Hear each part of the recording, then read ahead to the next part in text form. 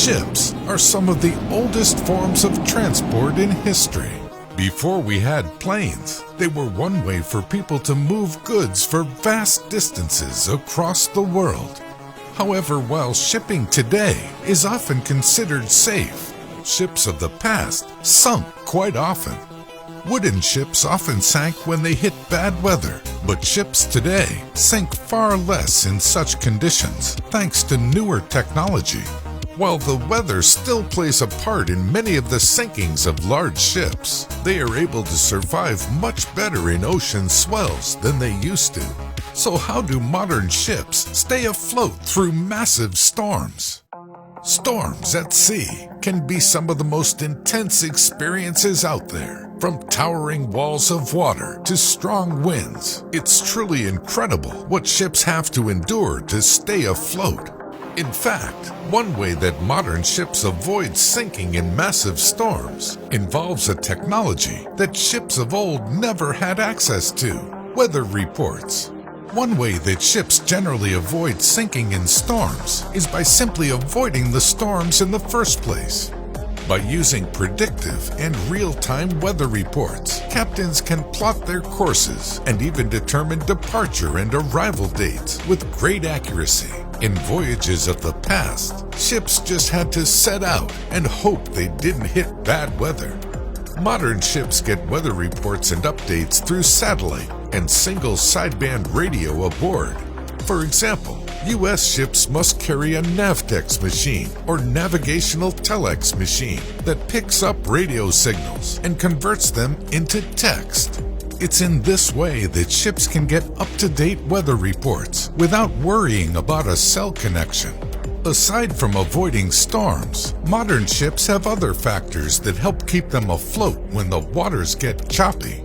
Ballasts, which were also in use in ancient times, are weights that help stabilize ships in rough seas by making the ship harder to toss around.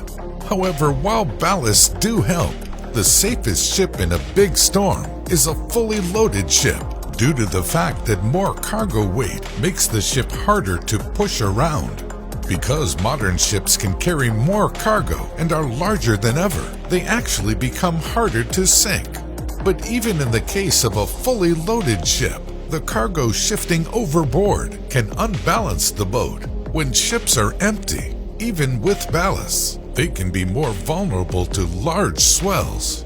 When ships do encounter harsh weather and the ballasts aren't enough, they have to rely on sturdy engineering. Modern ships are constructed with strong, heavy steel. This makes the hulls more resistant to damage. However, repeated impacts from large waves can and do cause harm. While the steel exterior of ships can generally sustain most things that a storm throws at it, repeated blows in the same area of a ship from crashing waves can weaken the steel through something called fatigue stress. Fatigue results in minute changes in the molecular structure of the steel, making it less strong over time. Given enough cycles of stress and strain on the boat, ships can and do break apart due to fatigue failures. Eventually, this could cause the hull to fail, letting water inside the ship. To prevent this, modern ships have incredibly thick steel hulls and strong internal support structures to increase the endurance limit of the ship. But how do ships survive storms when they're stuck in port? Well, they have two options. Hurricane holes are ports with good holding and protection from winds. But in some ports, large ships may be asked to leave before storms because the ships can quickly destroy even the sturdiest of ports while being pushed around in the waves. In either case, ships need to be well anchored with slack in the chain to prevent them from being snapped by the motion of the waves. The crew can also put the ship in reverse to put more pressure on the anchor. If caught far from a port, the best bet is actually to outrun the storm. Most modern cargo ships can reach at least 14 knots, enough to outrun most hurricanes, especially with a good deal of advanced warning. If all else fails, then ship captains can try to steer into the calmest part of the storm. In a hurricane, the low side or clean side of the storm is the side counterclockwise from its leading edge. Piloting a ship to this side of the storm is the best bet for survival. The ship's survival in this case often depends on two things: sea room and steering way. Sea room means that the ship is a safe distance from anything it might crash into, like a coastline. Steering way means the ship is moving forward with enough power to steer against the wind and waves. It is vital that the ship keeps its bow pointing into the waves, since being struck side-on by a large wave can roll or capsize a vessel of any size.